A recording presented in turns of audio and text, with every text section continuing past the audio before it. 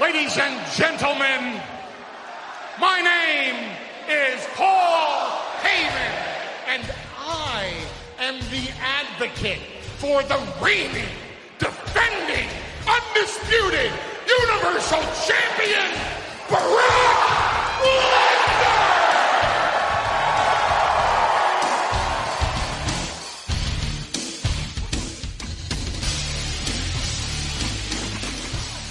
Hello, ladies and gentlemen. Welcome to the Wrestling News Weekly. The reigning, defending... Oh, hell, who are we kidding? We're just two fat guys doing a podcast. I am Nick, and of course, I'm always joined by my buddy Myron. Let me tell you something, Mean Gene. Well, I don't have anything to talk to Mean Gene about, but he's going to be at WrestleCade, so between now and then, I'm going to have to come up with something to tell Mean Gene. Is that your dream? You want to walk up to him and go, "Let me tell you, Mean Gene"? Yes, that would be pretty cool, man. Or you want to break out the Mean by God Gene? Woo! So that one will be a good one too. But yes. Speaking of which, man, I know we opened up with Brock Lesnar and we're about to touch on it, but I got to ask. Conrad Thompson, I know, is a big collector, and we'll get sidetracked later with Conrad, I'm sure, on another topic that we're going to talk about. But man, I need a freaking Ric Flair autograph on this poster. Yeah, that's a good one on that one, because you got everybody. You've got JJ, you've got Barry Windham, you've got Arn, and you've got Tully.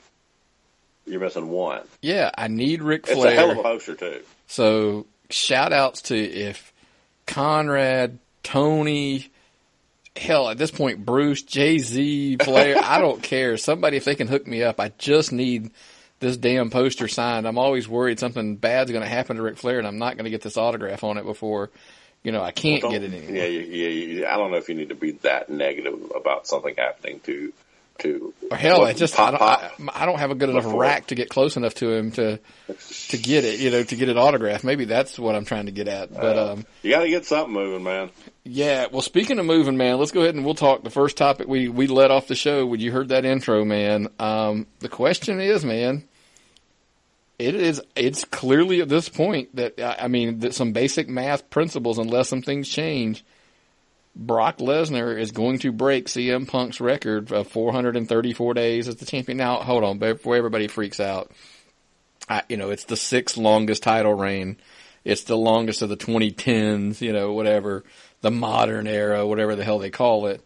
But, so, and the way titles change, nowadays, 434 days is a long time. Yeah, it's an extremely long time for 2018 where everybody has a short memory. That's a lot. There's no other way to put it. That's a lot. Nobody's held that belt for that long in the modern era except for one Mr. Punk. And we're going to discuss him in a little bit on another topic as well. But I want to throw some stat at you because me, I'm a numbers guy. So I was like, man, I'm going to ask Myron these numbers and see what his take is on this, and we'll discuss it after we're done. We're going to compare CM Punk's title reign to Brock Lesnar's title reign.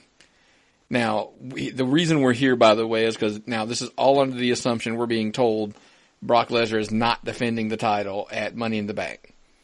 And we're about a month away from Money in the Bank. Money in the Bank's got a good card. Brock's not needed for it. I agree with you. Brock should only appear on the Big Four, in my opinion. Well, we're going to discuss that here in a second. Trust me when I rattle you some numbers. CM Punk's title reign obviously was 434 days. Brock Lesnar's is currently at 407. Depending on what day you're listening to this podcast, don't DM us or don't email us and tell us my number's incorrect. Upon the day of recording, he was champion for 407 days. Next on his research. Yeah, I did a little number. But anyway, obviously we're over 30 days away from Money in the Bank. So if he's not defending it between now and Money in the Bank, he's going to pass the record. End of discussion. Yep. However, here's the kicker. Now, I did some research. These numbers may not be exactly perfect. I'm just taking, the databases that I pulled these numbers from as accurate. They're going to be close, I'd assume. CM Punk defended that title 141 times in his reign. Brock Lesnar has defended it 10. Mm-hmm. Live events, Punk 110, Brock 4. And on pay-per-views, the percentages get a little bit better for Brock. Punk defended it, obviously 12 pay-per-views, which it must have been a calendar year, or whatever, give or take. And so he may have missed one, because he'd had to have, I guess, to be at 434 days. And then, of course, Brock Lesnar has done it a whopping 6 in his title reign. Punk even defended it a few times on Raw and SmackDown, 9 and 7 respectively. Brock Lesnar is a big goose egg on both. So he's done he's done nothing on either as far as defending that title. So let's discuss. I mean, is it good or is it bad? We've done this before. We've started on this discussion before. I'm going to give it to you straight out. This is my opinion on it. It belittles the title that you haven't delivered. You just defend it on every time you turn the TV on, it's being defended. I think that's bad for the title. Having the title on somebody who doesn't come into every pay-per-view makes it seem like more. It makes it seem like something people want. To me, not having somebody have to defend the title on every single show makes it more prestigious. I don't have a problem with it. I'm perfectly fine with Brock only coming in and defending it when it's big money. It makes it seem like something you're going after if you don't see it every time. I think it waters down the title when it's on every show and being defended all the time. A lot of people don't like what Brock's doing, but I think it's the best thing possible for business, and it seems to be working because when Brock Lesnar walks out onto he walks out onto the ramp, people know he's coming, and people pay attention, and people go out of their way to say, "Oh, Brock's going to be at Raw tonight. Brock's going to be at Raw tonight."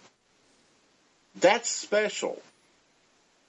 I mean, I love AJ, but saying AJ's going to be on SmackDown tonight, AJ's going to be on SmackDown. Nobody does that stuff because they know he's going to be on SmackDown every night with the belt, and it's not anything special.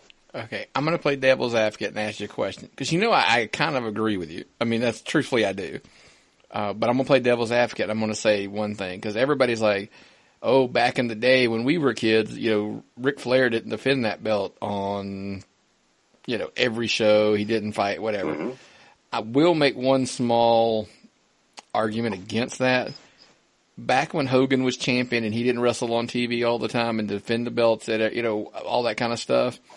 The difference was Hogan was doing live events because it was a live event business back then. So people were paying big money at arenas to go see him wrestle somebody. Yeah, but you knew he wasn't going to drop the belt. The belt's not going to change in a house show. But you were still going to see it. It doesn't matter. I mean, you're still putting the title on the line. And you're still, every now and then, they never did it with the world title, you're correct. But they did do it with intercontinental belts and things like that. From time to time, they would drop the titles on a house show. Just heard a good story about that, as a matter of fact. They were on Something to Wrestle with the Mountie beating Bret Hart, on a live show or some shit, to take the belt off of him. But that's kind of my point. So if your defenses back in the day, the champion didn't defend it all the time at every show and on every, TV show. Yeah, but they were doing it at house shows, and Brock Lesnar's done a whopping 4 live events. But back then there wasn't internet. Now, if you could drop the belt on a house show in one town, go to the next town, take it back, nobody ever know the difference. But that's not what I'm saying though. Is that the argument was the champ doesn't wrestle on TV because we want him to pay big money to wrestle. We want the fans to pay the tickets to the live events to see him, and because he's special. Well, the dynamics changed. There is not a live event business anymore. Okay, you walked me right to my answer. So since the dynamics changed, if he's not wrestling it on house shows and live events, then he should fucking be on TV. He's on TV when he needs to be on TV. If you hear something about ratings being down, the first person they march out is Brock Lesnar. They don't give Roman a larger settlement. They go in and get Paul Heyman and Brock Lesnar, and the minute people hear that Lesnar's going to be on the show, it ups the value of it. People want to tune in to see what Lesnar is doing. Well, they don't tune in to see what Seth Rollins is doing because Seth Rollins will be there every night. When you hear Lesnar's coming, people pay attention. Well, and I'm not disagreeing with you to that extent. I don't have a problem with the champion remaining special. I think maybe my thing is I'm looking for probably a happy compromise. I think maybe it's just more than the sparse appearances. Yeah. Give me 8 of the 12 pay-per-views out of a year. Not 6, not half. And maybe even there I'm pushing it, but give me a little. I think last year proved that the pay-per-views are totally unimportant and nobody pays attention to them like they should because they're just flooded with them. Now they've gone back and split the pay-per-views back into multi-branded because last year we were flooded with pay-per-views. We would sit there and we would be talking. It's like, the pay-per-views this weekend because they flooded us with them. Well, yeah, but I think they did a good job of recovering because I think that was just showing the lack of depth on both shows to put on a pay-per-view that often. That putting them back together, I think, is a good thing. But but anywho, yeah, because look at the cards we've got, Nick. Yeah, we've got cards. The last one was meh. Hold on now. I'll defend it though. On paper, remember we hyped how great on paper. We hyped it because I thought it was going to be great. I'm not going to lie to you. We're not the only ones. I was sold on it. Yeah, everybody. I won't lie. Everybody was all in on that one, and we'll get to that in a minute. Speaking of which, I think they're heading in the right direction. But I think when this record's broken, that this title probably comes off. I think that Vince just wants this record, kind of like he did. When he wanted Demolition's record broken with, he wanted the New Day to get it, and then boop, we'll get the belts off of them. Fair enough. So, and I got to gamble. I think that's a good point. With the issues which we'll address later, because Punk's a whole other conversation we still got to get to later. This was just interesting to me that when I saw those statistics, I was like, that is just nuts. Yeah, Demolition weren't on the active shit list at the time. Right. Punk is. When they took, yeah. Well, speaking of the next Punk, sighting coming, let's go ahead and address another hot topic because I know everybody's going to not really like something I have to say, and then we'll get there. Shoot. All In sells out in 30 minutes. Yes. First and foremost, and I'll let you say it after this. Everybody knows that Dusty Rhodes is my favorite wrestler of all time, and I'm a Cody Rhodes fan, and there's nothing with it. When we get here, there's nothing negative directed towards Cody Rhodes or the Young Bucks, who, by the way, I'm not a huge fan of, which I respect that they're talented. They're just not my cup of tea. And I'm not saying they suck. I'm not that guy. Yeah. So what I'm about to say, as far as my opinions on All In, I wish them nothing but the best. I hope it is successful because I want every wrestling promotion, every show to be successful so the guys have more places to work and all of that stuff. I'm just a little hesitant about being overjoyed in the All In selling out in 30 minutes because if you go to StubHub or the aftermarket sites, they are absolutely flooded with tickets because they didn't put limits on how many tickets you could buy. So that concerns me. And again, I'm not saying, they didn't really sell it out. No, they sold out. They have their money. They sold every ticket for the face value that they had it at. Mm-hmm. I don't want empty seats, down the road. Come talk to me on September 2nd. That's all I'm going to say about that. Because they sold the seats. That's all that mattered. Dave Meltzer dared Cody that they could not sell a 10,000 seat arena. A Ring of Honor could not sell out a 10,000 seat arena. And Cody made it happen. Based on that, he's brought in an all-star crowd. And those ticket brokers bought that because they were smart and realized how in demand those tickets are going to be. I'm going to make a smart-ass remark to that. Mm-hmm. Ring of Honor didn't sell a 10,000 seat arena. Ring of Honor didn't sell it. Because definitely didn't sell it. Here's the because. Because what we do know now is Cody Rhodes will be challenging the NWA Heavyweight Championship. Mm-hmm. Right now it is currently Nick Aldis / Magnus, whatever. We're not even going to go down that rabbit hole that we can go down again. I'm done going down that rabbit hole with people. So for me, the doors that this could open up for the NWA, I'm just saying Cody Rhodes as the NWA World Champion would do wonders for the brand. Wouldn't you agree? It'd do wonders for everything because it would be defended on Ring of Honor shows for a little while and make it look legitimate. This is business, man. Well, that's the thing. Dynamite. I don't know that it would be defended on Ring of Honor. I don't know that Ring of Honor would let that happen because this isn't a Ring of Honor show. So that's what I'm saying. My defense is Ring of Honor did not sell a 10,000 seat arena. Because they didn't. Because Rey Mysterio is going to be involved, and how about that? Is he going to wrestle? Is he going to be an appearance? It depends on his health. All things being said, so that's my point. Stephen Amell's coming in. Yeah, he's gonna do something. Wink, wink. He's gonna do something. The Young Bucks obviously will be, involved. Marty Scurll. You can go online and look at the list of people involved. It's not that. And on top of all of this, the card, which is, I'm sure, going to be a who's who of New Japan. Kenny Omega obviously is there, going to be there. So it's New Japan, it's Ring of Honor people. Obviously now it's NWA. It's going to be indie guys. So again, not a knock on Ring of Honor, but to say Dave Meltzer says, Ring of Honor couldn't sell a 10,000, Ring of Honor still ain't sold a 10,000 seat arena. And again, it's not that's a really good point, Nick, and I hate to give that to you, but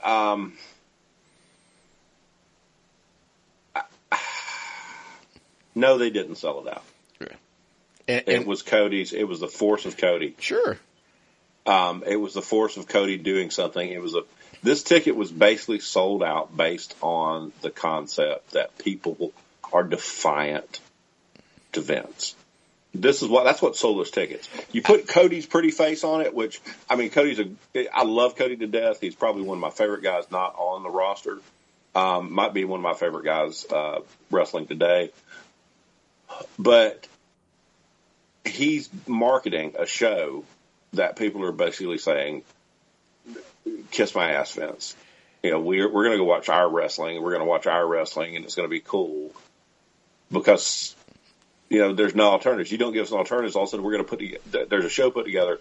We're going to take that show and we're going to enjoy it because you don't give us what we want. Well, I'm not sold on that concept. I don't have a beef with Vince. I would want to see it just for the talent that's on the card. That's our next topic we're going to get to is that. That was another thing that was another Twitter war, like a little battle back and forth this week. Mm-hmm. But to throw in there, I do want to say, even your guy, Jim Cornette, gave much props to Cody about it, even though he said, he's not fond of everybody that's involved. Obviously he learned something from his father. That's a marketing, and it was, by the way. And again, I'm saying all of this because everybody's I'm just trying to keep it, let's keep perception reality here. Because how long have they been talking about the show? We're on months now, aren't we? Where they've been hyping the show, several months, announcing all these names that are coming. And the reason I say that is because they're selling a 10,000 seat arena, but you've hyped it for months. You've dropped names and you're bringing, so all these people are coming in. Pretty much anybody of who's who in independent wrestling is coming in. And I'm sorry, I'm not saying Impact and Ring of Honor, they're independent wrestling, but they're super indies, whatever you want to call them. So you're going to have all these names coming in. Well, yeah, can you imagine? Think about it. WWE does 80, 100,000 seat arenas when they plug freaking WrestleMania for a couple months. Yeah. So, and that's why I say with all due respect, and I'm not, I'm very happy that they've pulled this off. Trust me. I really am. And it's, cause somebody was saying I was arguing against them and I'm like, I'm not, I swear I'm not, but it's just one of those things where I'm like, I'm hoping there's no empty seats. I'm hoping all of the aftermarket seats get sold. I really do. And they did do a great job. 10,000 seats is a major win for them. But they had months and months to build it and get it there. And they still do, by the way. Think about it. Even the aftermarket they've got tickets. Till September 1st. Yeah, you've got a good 3 more months that you can push this thing for the aftermarket tickets. So, perception, or reality, perception, whatever you want to call it. I honestly don't think they're going to have a problem selling the tickets. Nor do I. Because the tickets are sold. I think the people who bought the tickets, the aftermarket ticket brokers, which, nobody likes scalpers, but they made an investment based on what they thought the product would do. And they want their money back, and they're going to, they're going after it. It's kind of, where are we gonna say here? If we get there and 5,000 people show up, do we call it a failure?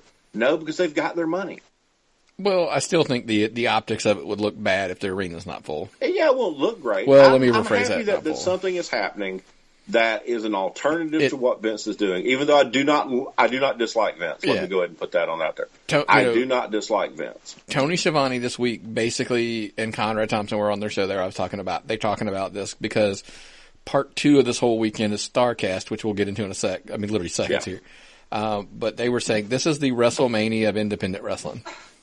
Yeah, that's literally what they're building, and even with StarCast, which is, by the way, it cracked me up that everybody was all like, oh, Conrad Thompson had help planning this, really? Oh my god!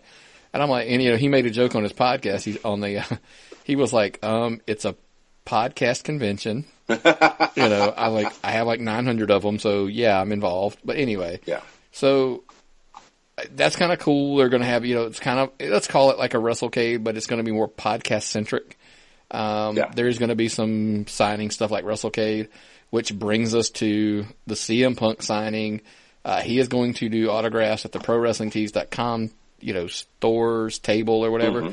By the way, if you want some of the Tapped Out Wrestling Podcast Network t-shirts, you can go to ProWrestlingTees.com and find some of our shirts. It's a great place to get our material. Yep. And our t-shirts. But hold on.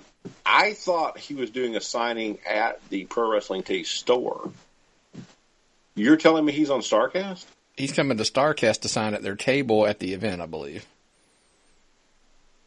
Huh. Now you got me questioning myself. Really? You're gonna make me question myself here now, but But anyway, long story short, we were going to sidebar because, of course, what happened as soon as they're announcing that he's, going to be signing in the Chicago area? He's going to wrestle. Oh my God, he's going to be in Wrestle. And I'm tired of that. Your take?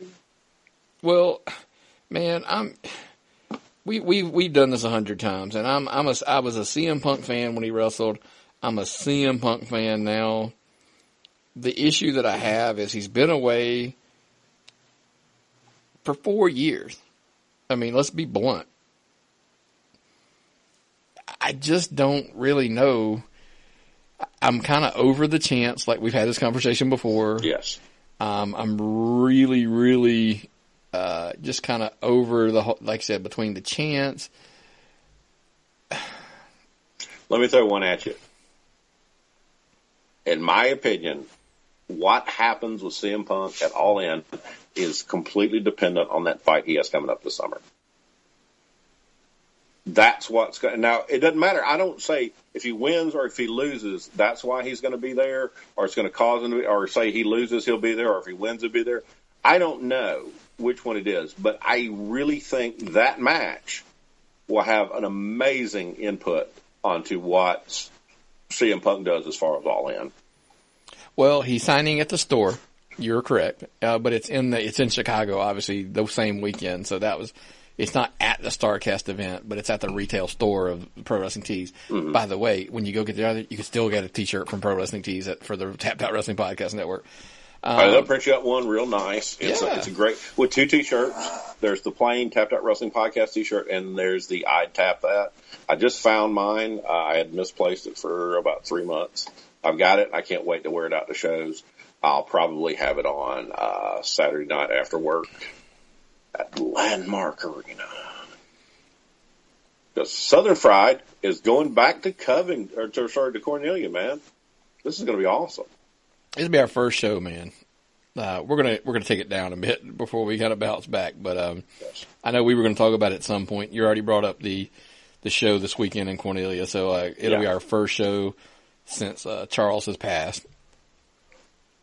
Yes. So I don't think anybody in Georgia or some of the surrounding states in the South have missed the fact that one of the best, most reputable, nicest, highly respected promoter, Charles Anschutz, passed away. We were at the viewing Friday. Charles meant a lot to us. He meant a lot to everybody. I watched the Facebook feed and couldn't take my eyes off of it. It just could not take my eyes off it because everybody came out with a story about what Charles had done for them. Charles helped me get started as a referee. Charles helped me get started in security. Charles let me sell this at his event. Charles gave me a break as a wrestler when nobody else would. And we're not just talking guys that wander around. We're talking about guys that are big names on the indie scene now. Came out to talk about how much Charles had done for them. And it was amazingly touching. He was a great man. It amazed me that people that had never met him Yeah. were putting things up like, you know, I never met the man, but his reputation was so well known that, you know, he was.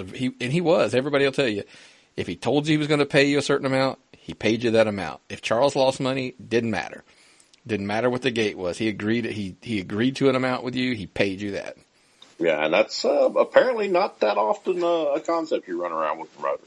Yeah, but so, I mean, there were guys too, like you said, there were, and I mean, it is what it is, but I mean, guys like Fred Yehi, Tyson Dean, other, like guys, from up in the SCI. I mean, he helped those guys out when they did their show. Mm-hmm. I mean, just stuff like that, like you said, but even the guys we talked to, I mean, we're just like, Charles gave me a break, man. He saw something in me and he gave me a break, and he, just that kind of stuff. And, but the big one is that it was just, there weren't many guys in this business that you can sit there and say, if he told you he was going to do something, he did it.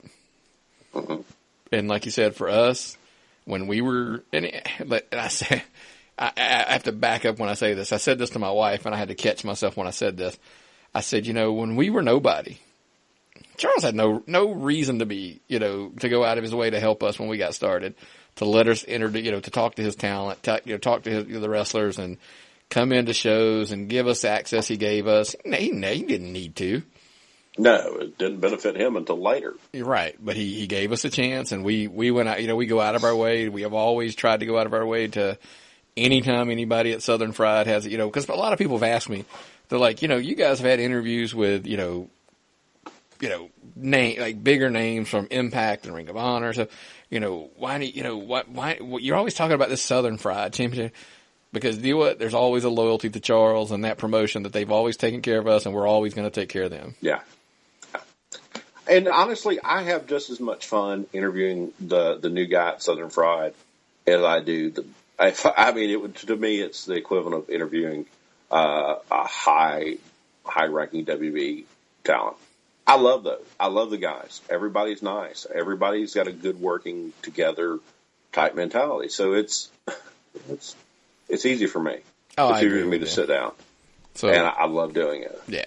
So, I don't know how we kind of segue out of that, but we're going to go, obviously, it sounds like we're going to the show in Cornelia.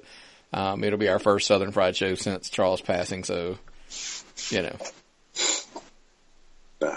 well, let me get my composure back here. Yeah. As they were, Here's to you, Charles. Yeah, absolutely. Kudos to we're both kicking up some Miller Lights for Charles, yes. Right? Funny thing was, my daughter has the funniest Charles story. We were so busy over the weekend of SCI last year that you went one direction, I went the other direction. So me and my daughter wound up at SCI. And after the show, it was late. We were hanging out at the City Diner, and Charles and I think it was Rusty, and eventually Rick Michaels had come in, and see Nick was over the table with a lot of people from AWE. And Charles had ordered a big bowl of macaroni and cheese and 2 meatballs. And Charles kept saying out loud, 2 of the largest meatballs I've ever seen on a little tiny, appetizer plate. He goes, Nick! Not you, but see Nick. Hey, Nick! Look at my balls! Look at my balls! And I was cracking up. My daughter was weird. She felt out of place. And I told her Charles had passed. And she was like, you mean the look at my balls guy? Like, yep, that was Charles. He could always make you laugh. He just, everything I sat around and learned from him was a blessing to me. And if we can continue to do what we're doing the way he conducted his business, I think we won't be anything but successful. I agree with you. Charles was nothing but good for the business, and Southern Fried has grown and grown and grown. It's got a reputation for being a great promotion, heading in all the right directions. And we know David and those guys over there are going to do well. I know they got a good support staff with Scotty and Tommy and all those guys helping out. Oh yeah, and they were giving us ticket sales figures for the big women's match on the first, Bell of the Brawl, their big show Shindig on the second. The pre-sale is the bomb, folks. Get in charge of those. Get in hold of those guys. Yeah. Tommy Allen Lee or David Manders. Go through the Southern Fried Fan Club. Get your tickets, man. Get your tickets to the shows. Go ahead and ask for them. Pledge a little bit of money to help out Charles's family. Get you a Charles Strong bracelet. You'll be glad that you did. Because, they're bringing the best shows up coming, man. Yeah, and they're growing. That's all we're going to say, man. And I'm going to really poorly attempt to segue out. I'm sorry about it. It's just there's no good way to get out of it. Because we're talking about them growing. I'm going to go on my rant now. It's kind of hard for me to go into that out of that segue to go on the rant. I was hoping to do that later, but we had the segue, so it was there. I wanted to go ahead and talk about it. But earlier this week on Twitter, a friend of the show, Littman. Let's just leave it at that. Yes. Lipmanis, or whatever the hell he goes by now on Twitter. I think it's Lipmanis. There was just some back and forth with some guys about creative. WWE Creative is just, driving business down. They're just, the ratings are down, and they're going to run off their fans, and they're going to be bankrupt, and they're going to go out of business and whatever. And it obviously, when you have people with strong opinions in wrestling, it got to the name calling and that kind of stuff. It gets passionate real quick on Twitter. That's why I try to slide out when I see it getting hot. I always tell everybody, just don't name call. I can have a conversation and we can agree to disagree. Trust me, nobody's as easygoing and getting along with everybody than me. I promise you that. But I kind of pulled. It was a bit of. My wife said, sometimes you'll just pull your dick card. Because what I do is I decide, I kind of tweet out and I said, I'm going to insert some facts into here to get rid of all of this emotion. And basically what I did is I did a little bit of digging, and first of all I said, and this is where she said I played the dick card, by the way, because I said, nobody likes facts, man. As a WWE stockholder, because for the record, yes, I am a WWE stockholder. Thanks to my jump. Thank my wife and my kids. I'm not even going to lie. It was a gift from them, but I've kept it because it's done pretty well. And I'll tell you how well. Over the last year for the 52-week low, by the way, everybody's asking, I listened to a wrestling show. What are we talking about, stocks, right? We'll get there. The 52-week low is $19.12. It is currently at $43.61. For the record, I bought mine at $11 and some change. It was like $11 and like 13 cents.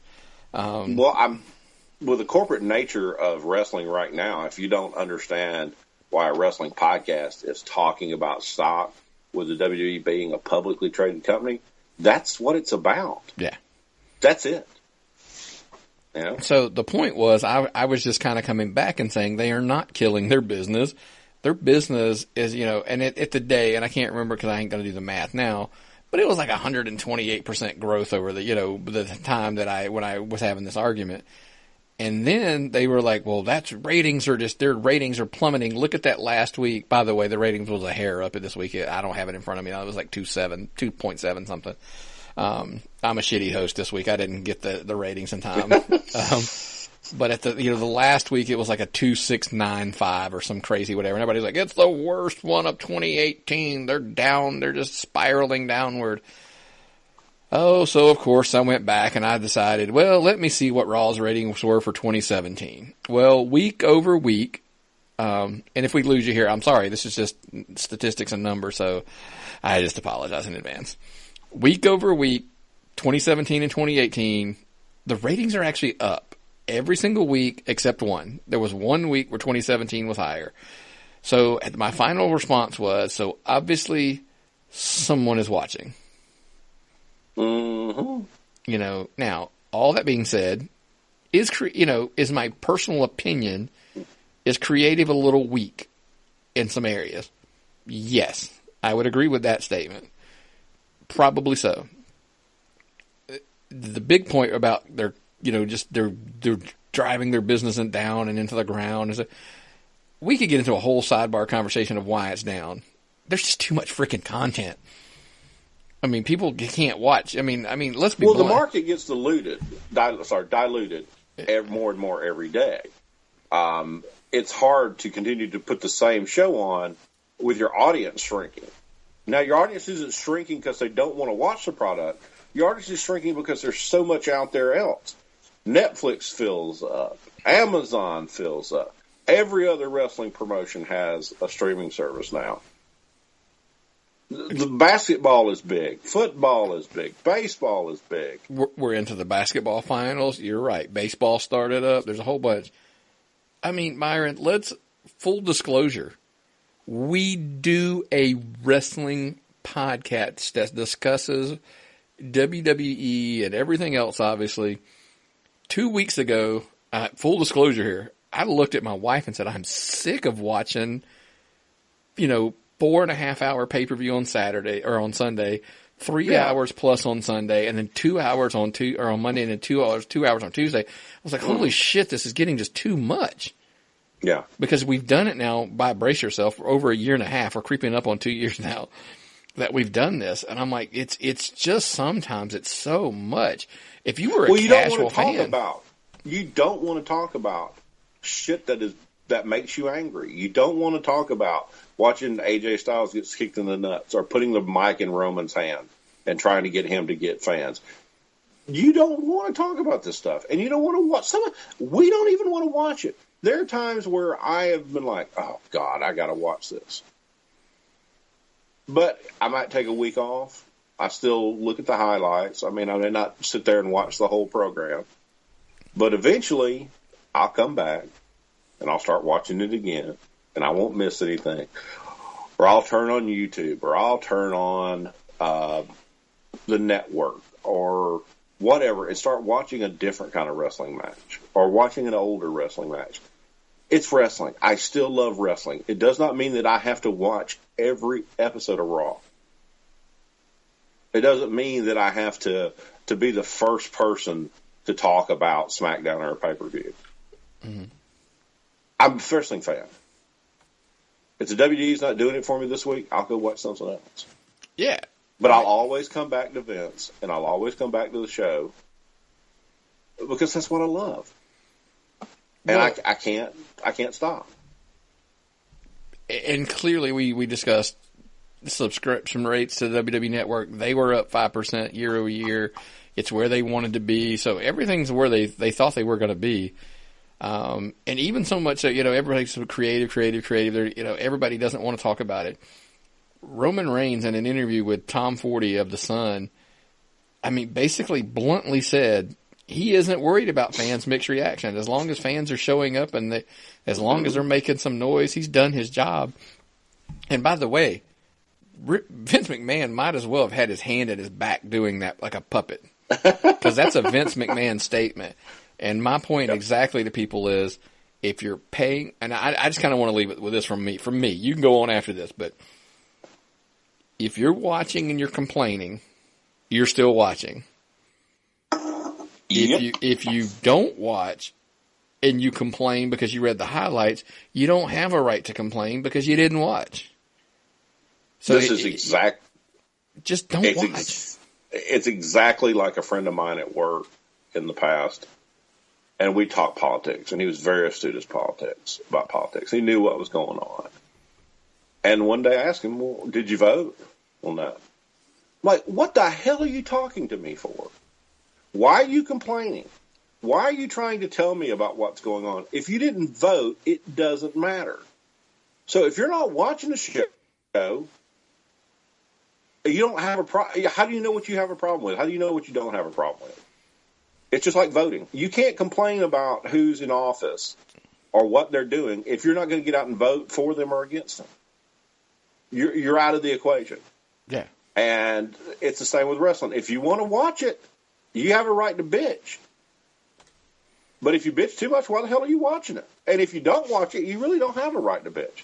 Talk about what you're liking. Yep. Okay? I don't watch Impact on a regular basis. You don't hear me saying bad stuff about it. I don't watch Ring of Honor on a regular basis or Japan on a regular basis. But I don't talk bad about it because I don't know what's going on.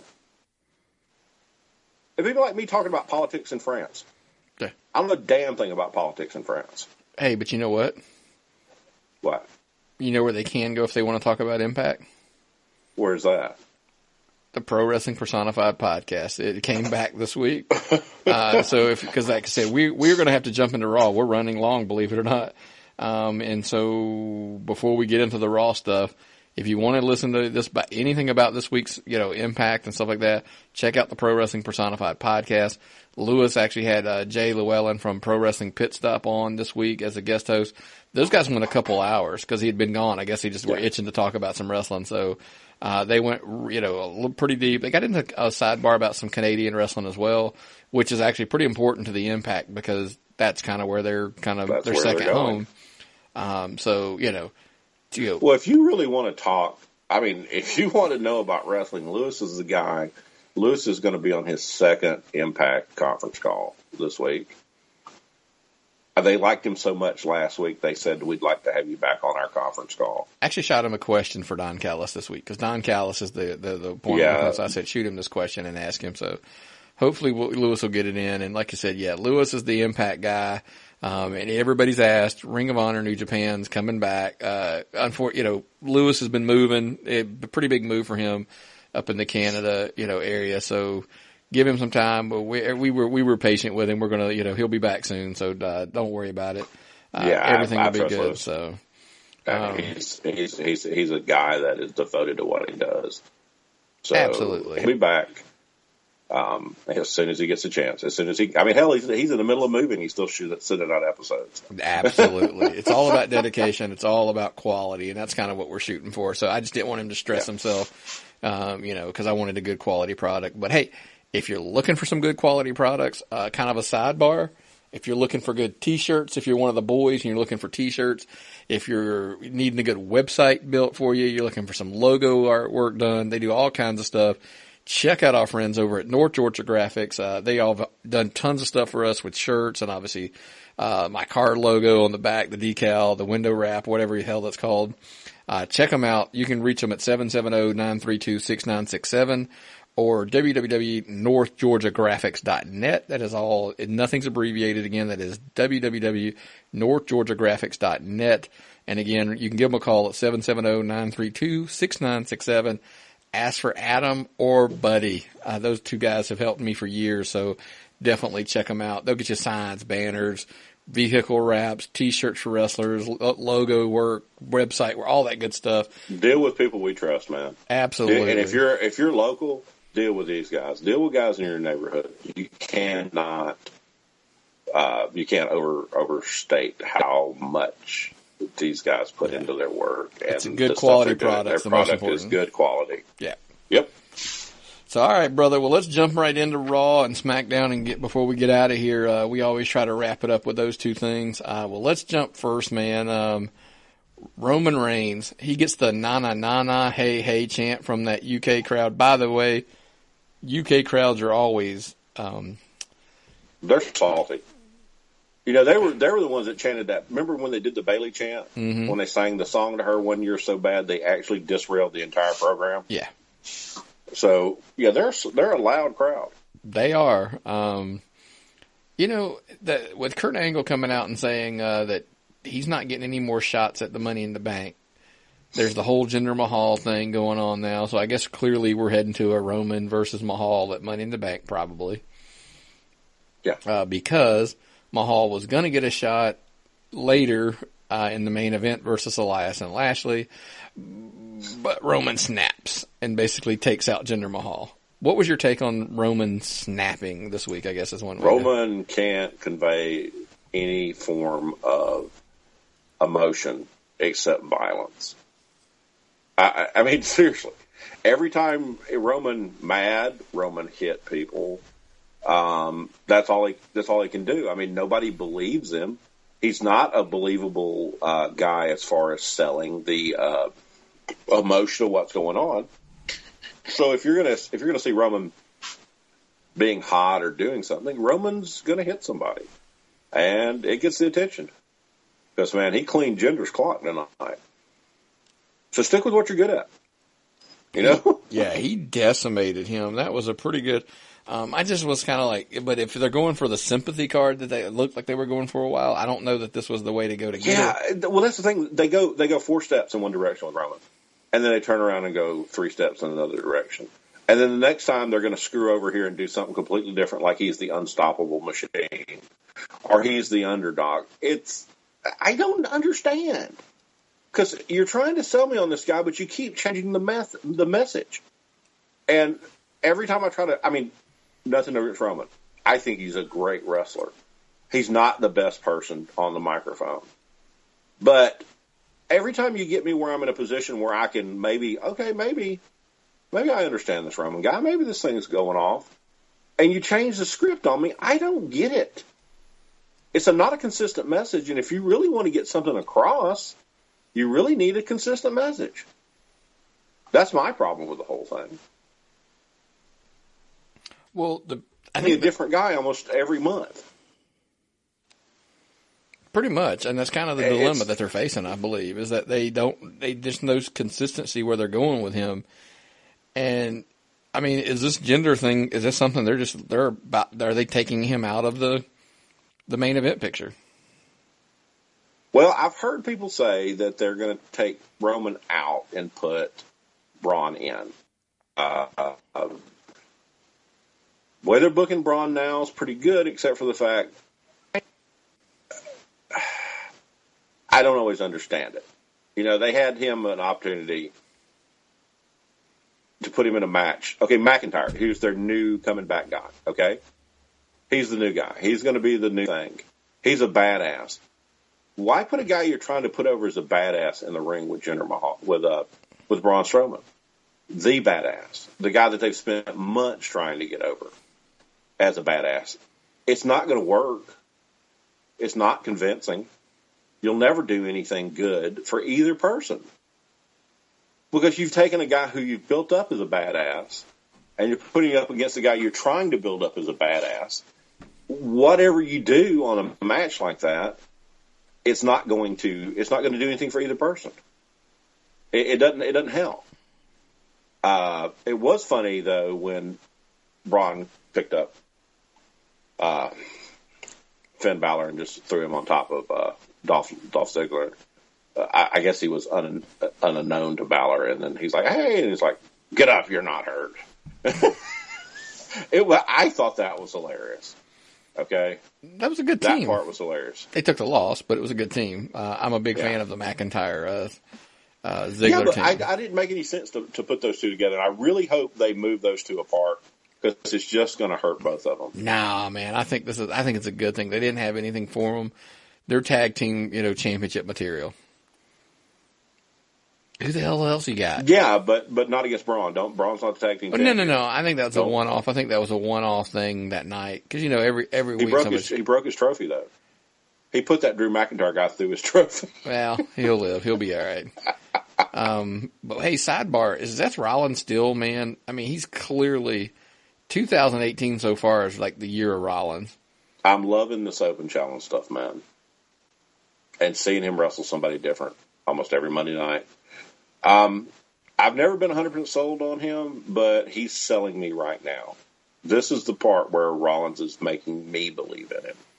So, well, it's old school. It's the Intercontinental Champion's the workhorse. He's not the best promo, or he's not bad. I'm not saying that, but he's not the best promo. He's going to come out every night. He's going to work a 15, 20-minute match and give it all he's got. And when you go home, everybody's going to remember that match. That's just. I can't argue with you on that. I can't because if we're going to talk about the best match on the show, it was Seth Rollins. Skill-wise, that was the best match on the show. And that's, by the way, next week, remind me, I got to argue, I'm going to rant on that. That's a cheap plug for next week.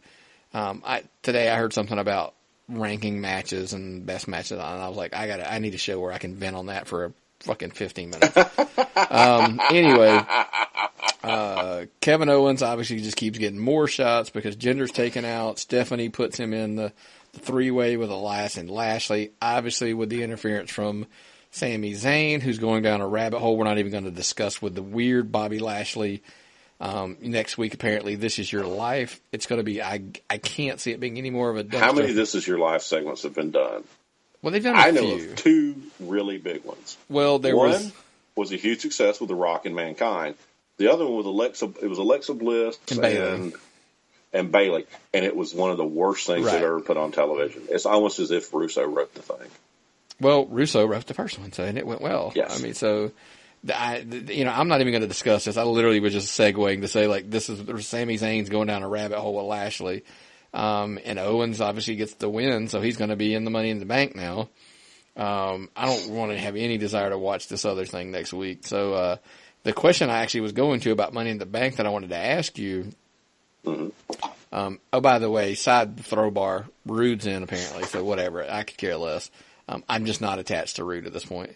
I'm not connected. I like Rude, but his main roster booking has been the drizzling shits, man. Yeah, it's not been good. He's not a face. He's the perfect heel. Him and Charlotte both should be heels, and they should be in conjunction with each other on a regular basis. Yeah. So speaking of drizzling shits, again, it's just let me back up. I hate crapping on stuff. No pun intended. But Nia Jax challenging Ronda Rousey on the red carpet of an NBA. It was the most lackluster challenge I've ever seen. Then they kind of joked and walked off together with Charlotte. And Charlotte was there to try to make sure the two amateurs didn't mess it up, because Charlotte's an amazing professional at everything. Well, and she was also to say, by the way, good luck to whoever who wins, because I'm going to win Money in the Bank and I'm going to come after the title. Yeah. That's what it was for. But I was having this conversation with my wife, believe it or not, tonight. Because Alexa Bliss has qualified by defeating Bayley and Mickey to be in the Money in the Bank. She's like, why in the world would they give Ronda Rousey a title shot this soon? And then have they booked themselves into a corner? She's asking me this, by the way. She's got to win, right? Nia can't beat Ronda, right? And of course,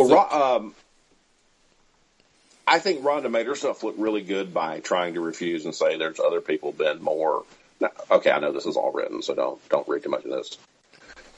I know there's other people involved in this, but she said, no, it should go to someone else first besides me. It should go to some of the other girls. I thought that was a great idea to pull it that way, because it made her look more compassionate, make you feel better for her. Nia Jax came up and said, no, you're getting the title shot because I'm challenging you. Right. Nobody else. I'm the champion, and I'm challenging you. So I didn't think as badly of the way the challenge was as you did. I thought it went out pretty smoothly. It was at a big event where all of NBC's and USA's television shows come to, it's an event. It's a big event. So I thought it was a good time. You get out there and get a challenge. You get high visibility. Ronda Rousey is visibility. Ronda Rousey, mainstream visibility, yeah. Yes. She makes people on the big-time shows and the big-time TV people acknowledge her, and that's good for them. That's really, really good for them. Well, the question at hand here is, how do they get themselves out of this match? Because Ronda Rousey, I don't think they're ready to give her a loss. I just don't. No, Ronda can't lose. But I think though I'm gonna pitch you this theory that I've kind of ran through my head. If Alexa Bliss wins Money in the Bank, does she cash in immediately that night?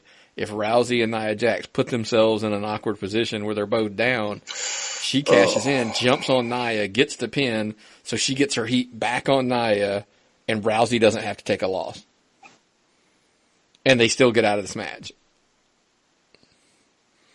Because the heat she would get, because think about it, she's going to get the heat back on Nia, but she's also going to get the heat that she has robbed people of this Rousey win-loss, finish. Well, that would work out well for everyone, because Nia doesn't have to get totally knocked out to lose the belt. She'll lose the belt. I'll take it off her easy. then they'll build heat between Bliss and Rousey, because Bliss is a good person for Rousey to take out on the way up to the top to face somebody like Nia. I think it's a dynamite. That's dynamite booking there. Well, it's just something that was running through my head, so anyway, so that was pretty much everything I had on Raw. Did I miss any of your notes? Nothing else of any other consequence happened on Raw. I hate to tell people that. People tried to argue with me, and I'm like, not really, because there really wasn't a whole lot. No, I've just got some odd notes and notes, a couple things about SmackDown, and then. Well, yeah, we were going to go into SmackDown now. That whole weird John Cena. I still love her. I want to be the father of her children. Dude, I want to stay away from that because I still, it's a work. It's a work. That told me it's a work. Yeah, so I'm not going to give them I'm not promoting Total Bellas for them because that's what I think it is. Because they ran a Total Bellas ad that was nothing but crying and feeling about the whole thing, and I was like, oh my god. So coming this out is of low down even for them. I really had 3 notes I thought were noteworthy. I had 5 things written down, so that kind of shows you how weak SmackDown was. One of them didn't even happen on SmackDown, by the way. There's rumors that Jeff Hardy was injured during the dark match after the show was over. I heard that rumor. So we'll have to wait and see. There was video, and because we're recording this, by the way, literally an hour after SmackDown was over. So there's no details beyond. There's videos out there of him limping around the ring, and a doctor came out and checked him. Yeah, but he still went out and wrestled. Yeah, but the doctor came out and checked him during the match. So it's got to be serious enough if a doctor came down. With Jeff Hardy, you never know. That's the thing. He'll walk it off. He's Jeff Hardy. Let's be blunt. He'll walk it off probably. The big news of the night was Shinsuke and AJ put on a match that's going to be hard for them to top at any pay-per-view, by the way. But, of course, the stipulation was that whoever won – again, here we go with champions losing matches that don't – shouldn't just Shinsuke be the champion at this point? Yes. But the payoff of the match was the winner got to choose the stipulation at Money in the Bank. Okay, so they're going to fight at Money in the Bank. They're going to have to try to top this match on top of that with a stipulation that's coming next week. By the way, the rumor that I'm reading is last man standing. Don't care as long as they don't do that kick each other in the nuts thing again. They're going to kick each other in the nuts, and one of them's going to get to their feet and win. It's last man standing from kicks to the nuts. Dude, it just ruined it for me. I didn't even really pay any attention to the night because I was like, not this shit again. Yeah. This should be special. That's AJ and Nakamura, and it's a sideshow. It's an absolute sideshow after what they did in Saudi Arabia, and then they're putting on TV every night. It's, to me, I'm not even interested. How can I not be interested in this? But I'm not. I'm not interested in it. If you didn't watch tonight's match, it was really, really good. I mean, the match was really good. So, kind of, if you haven't, go back and watch it. It was a pretty sweet match. And hopefully they can do their best to top it. We know they can. They can do. I mean, that's the thing. They can have a great match. There's no doubt. But we'll see if they can top this one. We'll see I think the stipulation will determine what happens with this match after. How good could this match be with the stipulation they slap on it? But speaking of stipulations, the New Day defeats the Bar, so they get a member of the team in the Money in the Bank ladder match. We've heard rumors of single pushes coming for somebody. Obviously, everybody's been pointing at it's Big E in the New Day. So, do you think New Day picks Big E to go into this Money in the Bank match? He's not the one. Probably because that's what the storylines goes. But if I had to pick my person to go into that match, I would pick Xavier Woods because he is so agile and so fast, and would be better climbing up and down a ladder than. Well, maybe I think it'd be better than Kofi, but Kofi would be a good choice also. I don't think Big E is the right guy for a ladder match. It's just going to turn into him and Braun Strowman beating the hell out of each other. Anything wrong with that? No, but it's not a ladder match. Well, here's the thing. I think we are talking about a Money in the Bank that would cash in for a World Heavyweight Championship. Big E's the guy that comes to my mind. Kofi, Xavier, Cruiserweight Champion, U.S. Champion, Tag Team Champions. I don't see either one of them as World Champions, and that's no disrespect to either guy, in my opinion. No, I agree with you. So I have to agree with you there. That's why I think that it's got to be Big E, because that's got to be your other object would be if you put Kofi in there just for the highlight reel. Yeah. I mean, if that's what you're going for, then that's a whole different argument. But I think if you want to put legitimacy, which kind of looks like what they're trying to do with the people that so far that have qualified to go in, it's going to be guys that you legitimately think could, be a heavyweight champion, the world heavyweight champion, WWE champion, whatever the hell card they want to go for. Yeah. Just my personal opinion. Becky qualifies. Obviously, she wins over Mandy Rose and Sonya Deville. I don't have a ton of notes on it. It just happened. Here's me on those. Of both shows, the women's matches to me were the most entertaining and the best matches. They're fiery. You get comebacks. You get the double team. You had that, especially the one where Alexa Bliss and Mickie James were going back and forth, and I can't hit you, you're my friend, and it just was insane. I liked it. I liked the way those matches were booked. I liked the way the match with the Riot Squad was booked. It seemed to me that the women's division continues to be the interesting part. My favorite. Yep. And apparently Paige has said that Carmella's going to defend against Asuka. So my question to you was, did we really just get the cash in to get the belt onto Carmella so Asuka doesn't beat Charlotte to take the belt at Mania? But we want the belt. It was a wonky thing. You remember, because Carmella's champion versus Asuka at WrestleMania streak. She takes the streak, but so then we get the belt. So Asuka becomes champion without having to beat Charlotte. That's basically the question I'm asking is that what we just did? That I have to agree with. That's what that is. So we'll see, but I'm asking if that's what they did, and I think that is what they did. But anywho, dude, that's everything I got on my notes. I don't have anything else. What else you got, brother? I want to congratulate the guys behind the Making Talents Classic. They put on a dynamite all-women show in Nashville this weekend. I wish I could have been there. It was some of the best talent, the best women's talent, and on a really good stage. I appreciate the fact that people are doing that now with women's wrestling. I'm concerned about Billy Corgan.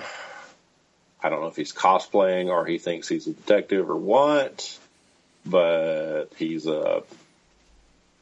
walking around dressed weird, hanging out with wrestlers. What could go wrong? He could get sucked into a match. You never know. You never know.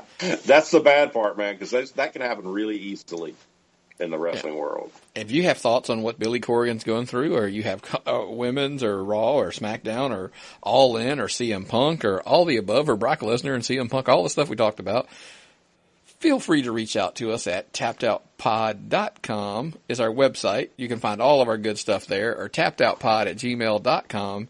That's going to be our easy way to email us. You can always find us at tappedoutpod on Twitter, Tapped Out Podcast Wrestling Network on the Facebook. Send us a message there. We try to answer as much as we can, believe it or not. DM. I had a blast this week, obviously, on Twitter with all the stuff we talked about earlier. By the way, check out Pulp Fiction, Jay-Z Flair, and Hey, it's Conrad on a little artwork that I worked on a little bit tonight. Put it up. Jay-Z appreciated it. If nothing else, he gave me a shout out on it, and we had a little back and forth. But that was funny. Yeah, dude, it's all in fun. Funny. It all comes back to that's why we're doing this. Conrad and Tony say it all the time. It's fun. It's not too serious, man. If you're at a point in your life where you're taking wrestling so serious that you're fighting and arguing with people, reconsider what you're doing for your hobby, man. Just reconsider what you're doing for your hobby. Maybe collect stamps. Dude, get something. It's one thing, and we're sidebar before we get out of here. If you disagree, like I said, I just rattled them off. Tapped Out Pods, pretty much everywhere you can find us. Tapped Out Pod on Twitter, Tapped Out Wrestling Podcast Network on Facebook, tappedoutpod.com is our website. Subscribe to us on iTunes, Google Play, iHeartRadio, et cetera, et cetera. They're all there on the website. Just seriously, man, I'm like, whether it be the whole Marvel DC hate back and forth, WWE versus, New Japan, Ring of Honor, Impact, whatever you like. God, some of the stuff I see online. It's just not that serious, brother. That's what I tell people. WWE sucks. I stopped my membership to the network. Okay, cool. Well, the sad part is, the funny part is, we joked about this, Myron. I don't believe not everybody's cutting off their network service because their numbers are still going up. So, sorry. And honestly, why'd you have to tell me about it? Did you just turn off your network service so you could brag about it online? Absolutely. Absolutely,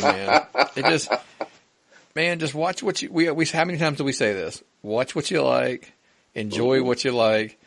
Just don't waste your time arguing and fighting about something, man. It's not that serious. Because it's not going to change. Vince don't give two shits. Man, there's TV shows that I watch that nobody cares. And there's people come up to me and, rattle off about Game of Thrones. And I'm like, more power to you, man. I heard it's a great show. I've just never watched it. I'm sorry. Yeah. People like screaming, how could you have never watched? I'm like, dude, it's relax, man. It's just, trust me. I mean, it's about music. People argue with me about music all the time. Dude, I don't listen to music. I listen to podcasts all day. Mm-hmm. And people, I tell you what, we were, really sidebar here. I got to shut up, get out of here.